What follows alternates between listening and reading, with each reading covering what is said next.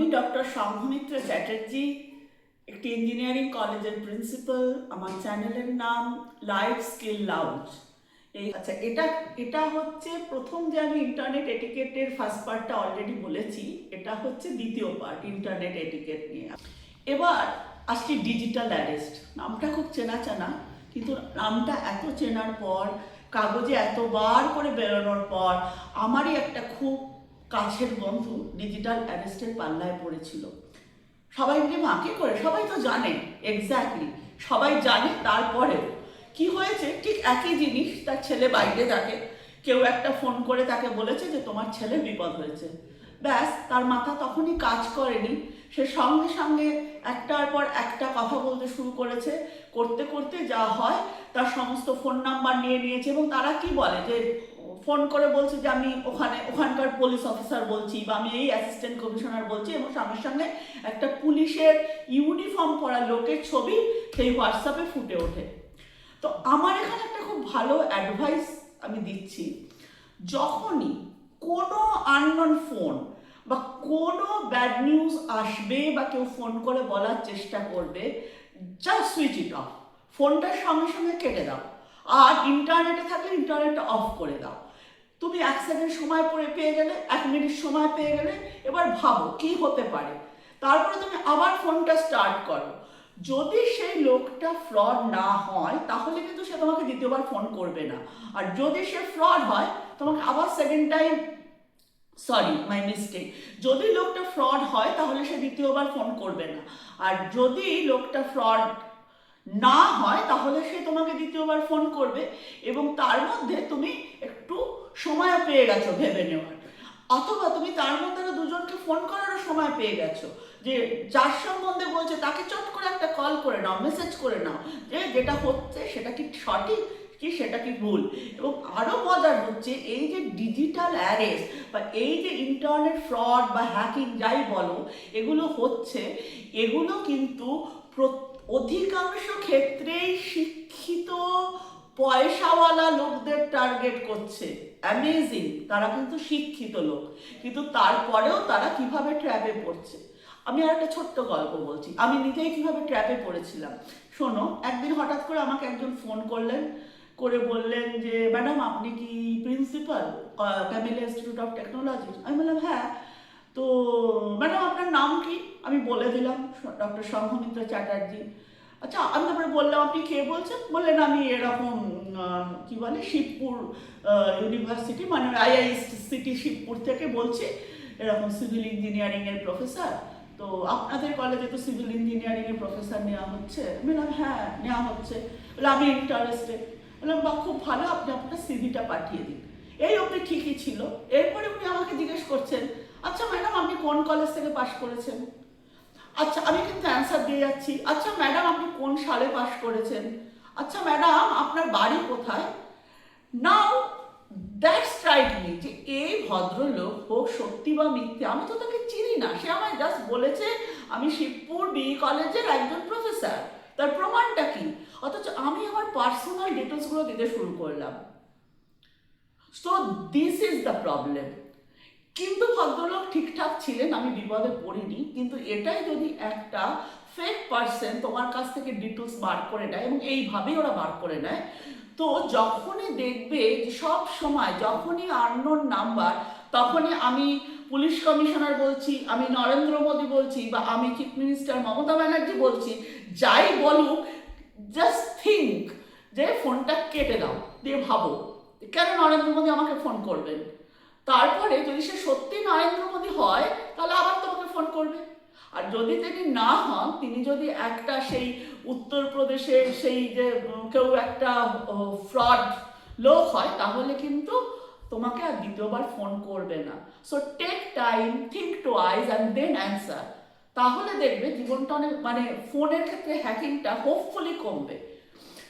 তো এইগুলো হচ্ছে নানা রকম অ্যাডভাইস, যেগুলো আমাদের নিত্যদিন চলার ক্ষেত্রে লাগছে এবং চলছে। তো আবার আমি রিপিট করছি, যে ফোন এলে আননোন নাম্বার থেকে প্রথমেই কি করব, যে আপনি কে বলছেন, বললো কোথা থেকে বলছেন, কাকে চাই, কেন চাই, এই 4টে প্রশ্ন মাস্ট। এবার হয়ে গেল, তারপরে দেখা গেল যে তুমি তাকে চেনো না বা তার কথা শুনতে বুঝতে পারছো না, তখন just switch off the phone, just cut the line, আর জাস্ট অফ দ্য ইন্টারনেট। তুমি সময় পেয়ে গেলে 1 সেকেন্ড, 10 সেকেন্ড, 15 সেকেন্ড, তার মধ্যে তুমি ভেবে নাও, ভেবে নিয়ে তারপরে সে যদি আবার ফোন করে তখন ঠিক আছে, তারপরে তুমি কথা বলো। আর সে যদি আবার ফোন না করে, অথবা তুমি তাকে ব্যাকও করতে পারো ফোন, কিন্তু তার আগে তুমি ভেবে নিয়েছো। তো ওই যে ভাবার সময়টা, সেটা খুব জরুরি to handle the call from unknown numbers. আচ্ছা, এরপরে আর একটা খুব বাজে জিনিস সারাক্ষণ আমি সোশ্যাল মিডিয়ায় হতে দেখছি, সাপোজ মেসিকে নিয়ে। নিশ্চয়ই এটা খুব খারাপ সবার জন্য, কিন্তু যারা আমরা কিছু জানি না, আমরা এমন লোক আছে যারা মেসি খায় না মাথায় দেয় সেটাও আইডিয়া নেই, তারাও বসে বসে ট্রোল করে যাচ্ছে। কি না ঘটনাটা বাজে, আমি আমার পশ্চিমবঙ্গের সরকারকে পছন্দ করি না, অথবা আমি ভারতের সরকারকে পছন্দ করি না, তাই জন্য আমি যাকে চিনি না, আমি জানি না, তার সম্বন্ধে আমি নানা রকম অ্যাবিউজিং ল্যাঙ্গুয়েজ ইউজ করে যাচ্ছি। What is this? লেখাটা খুব সহজ, খুব সহজেই আমি লিখে দিতে পারি আই লাভ ইউ, কিন্তু মুখে যদি আমি বলতে যাই আই লাভ ইউ, আমার কিন্তু ভাবতে হবে, কয়েকদিন ধরে ভাবতে হবে। তো it is just like that, আমার মনে যা আসছে আমি লিখে গেলাম। কিন্তু ডিজিটাল ফুটপ্রিন্ট এটা কিন্তু থেকে যাবে, লেখা কিন্তু থেকে যায়, ভার্বাল অ্যাবিউজ কিন্তু লোকে ভুলে যায়। তো এইবার তোমার লেখাটা থেকে গেল, এইবার কি হলো শোনো। নিশ্চয়ই সবাই শুনতে পাচ্ছ, আমেরিকাতে H1B ভিসা নিয়ে ভীষণভাবে কড়াকড়ি হয়েছে। ঠিক কিছুদিন আগে নিশ্চয়ই যারা ট্রাম্প বিরোধী বা ট্রাম্পের সপক্ষে নানা রকম আলোচনায় অংশগ্রহণ করেছিলে, তাদের কিন্তু এখন সোশ্যাল মিডিয়া ওপেন রাখতে হয়েছে। এইবার সেইখানে কিন্তু যদি কোনো সরকার বিরোধী কথা দেখা যায়, তাহলে কিন্তু তার ভিসা নিয়ে নানা রকম প্রশ্নের সম্মুখীন হতে হচ্ছে।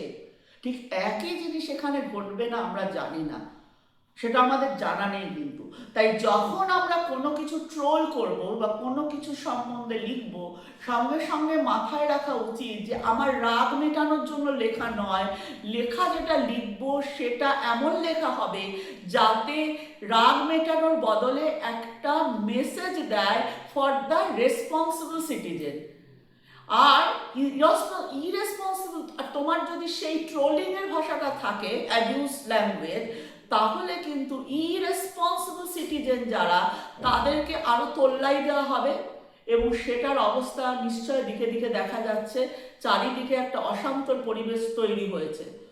তো সেই জায়গাটার জন্য কিন্তু আমরা সবাই দায়ী, কারণ আজকের যে এই সোশ্যাল মিডিয়া প্ল্যাটফর্ম, সেটা দিয়ে 1 সেকেন্ডের মধ্যে পৃথিবীর সমস্ত দেশে সেটা ছড়িয়ে পড়ে। তো আমি যখন আবার সেই একই কথা, আমি যখন কিছু লিখব, আমি যখন কিছু শেয়ার করব, আমি যখন কিছু কন্টেন্ট আপলোড করব, তখন দুবার ভাববো এবং এমন কিছু করব না যেটার মধ্যে অ্যাবিউসিভ বা এই ধরনের ব্যাপারগুলো থাকে। তারপরে যেটা এলো, আচ্ছা, টাইমলাইন ভীষণ ইম্পর্টেন্ট। আচ্ছা, এখন প্রত্যেকটা স্কুল, কলেজ, অফিস সব জায়গাতে একটা করে হোয়াটসঅ্যাপ গ্রুপ থাকে। হঠাৎ করে রাত্রি 12টার সময় একটা কলেজ ছাত্রীর কাছে মেসেজ এলো, পরের দিন সকাল 10টায় ক্লাস আছে। অথবা রাত্রি 2টোর সময় মেসেজ এলো, দুদিন পরে হয়তো সকাল 10টার সময় প্র্যাকটিক্যাল ক্লাস আছে। আচ্ছা, অথবা কোনো স্কুলের স্টুডেন্টদের কাছে মেসেজ এলো, হোমওয়ার্ক করে নিয়ে যেতে হবে, রাত্রি 12টার সময় সেই মেসেজ ঢুকছে। What is this? আজকে আমার হাতে, আমার কাছে একটা মোবাইল যন্ত্র আছে বলে আমি কি আমার সমস্ত মনুষ্যত্ব ত্যাগ দিয়েছি? আমার ঘুম আসে না, আমি সারা রাত জেগে থাকি, আমি সারা রাত মোবাইল দেখছি, তাই বলে আমার পাড়া শুদ্ধ সবাইকে জাগিয়ে রাখতে হবে? সেটা কি আমার কাজ? আমি তো সকালে উঠে মেসেজটা পোস্ট করতে পারতাম, কারণ মেসেজের ওই পিক শব্দে প্রত্যেকটা ওই হোয়াটসঅ্যাপ গ্রুপের প্রত্যেকে যারা আছে তাদের সকলের ঘুম ভাঙলো। তো টাইম লাইনটা খুব ইম্পর্টেন্ট, আমি কখন পোস্ট করব আর কি পোস্ট করব।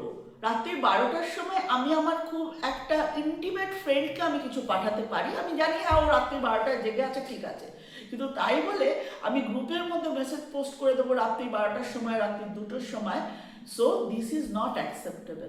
এই জায়গাটা কিন্তু আমাদের সবাই মিলে বন্ধ করা উচিত।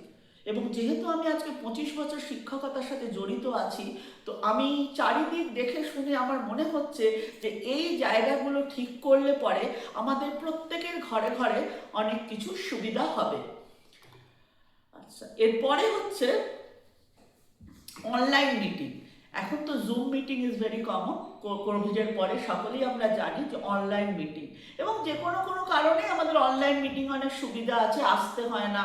সেটা আমাদের কনফারেন্স হোক বা এমনি ফর্মাল মিটিং হোক অথবা ঘরোয়া মিটিং হোক। কিন্তু তাতে দুটো জিনিস খুব অবশ্য করেই চেক করা উচিত। একটা হচ্ছে যখন কোনো মিটিংয়ে যাচ্ছি, আমরা বাইরে গেলে কি বাড়ির জামা পরে চলে যাই না। কেন চাই না? তার কারণটা হচ্ছে বাড়ির জামা পরে আমাদের ভালো দেখায় না। ঠিক অনলাইন মিটিংয়ে যদি ভিডিও অন করে সেই মিটিংটা হয়, আমার সাথে আরও 10 জন কিন্তু বসে আছেন। তো এবার আমি যদি একটা জাস্ট বাড়ির জামা পরে একটা মিটিংয়ে ঢুকে যাই, সেটা শুধু মিটিংয়ের প্রফেশনালিজম নষ্ট করে তো বটেই, তার সাথে কি হয়, সবার মধ্যেই একটা নেগেটিভ, একটা অদ্ভুত ফিলিং হয়। তার কারণটা হচ্ছে ড্রেস মানুষের একটা ভীষণ ড্রেসের etiquette is very very important. কারণ পোশাক দেখেই মানুষ প্রথমে বোঝে যে এই লোকটি কেমন। তো ঠিক অনলাইন মিটিংয়ের ক্ষেত্রেও তাই, আমার ব্যাকগ্রাউন্ডটা সুন্দর থাকবে। যদি বাড়ির ব্যাকগ্রাউন্ড সেরকম না থাকে, অবশ্য করেই একটা আমি নকল ব্যাকগ্রাউন্ড ব্যবহার করব। আর 2 নম্বর হচ্ছে, আমি যখন কোনো ভিডিওতে কোনো মিটিংয়ে আসব, তখন অবশ্য করেই একটা পরিষ্কার সুন্দর জামা পরবো। সুন্দর মানে দোকান থেকে 1000 টাকা দিয়ে কেনা জামা নয়, সুন্দর মানে নিট অ্যান্ড ক্লিন এবং ইস্ত্রি করা। একটা জামা যদি সুন্দর করে ইস্ত্রি করা থাকে, সেটা দেখতে অনেক সুন্দর হয়। তো এইটা ভীষণভাবে দরকার অনলাইন মিটিংয়ের জন্য।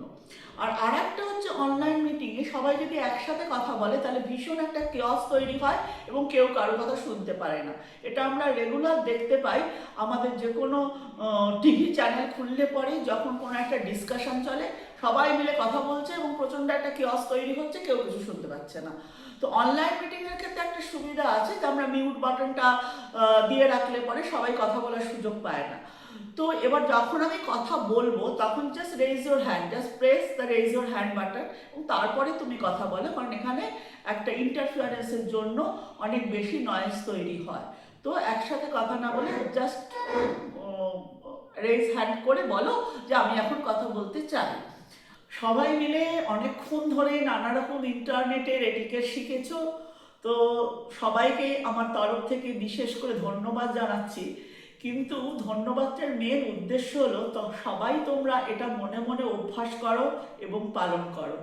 আরও ভিডিও আমার আসবে নানা রকম টপিকের ওপর। আমি লাইফ স্কিল লাউঞ্জে সবাইকে নানা রকম লাইফ স্কিল শেখানোর চেষ্টা করে যাব। Thank you. সবাই কিন্তু অবশ্য করেই এই ভিডিওটা শেয়ার করবে এবং অবশ্য করেই নিচের বেল আইকনটা প্রেস করবে। Thank you.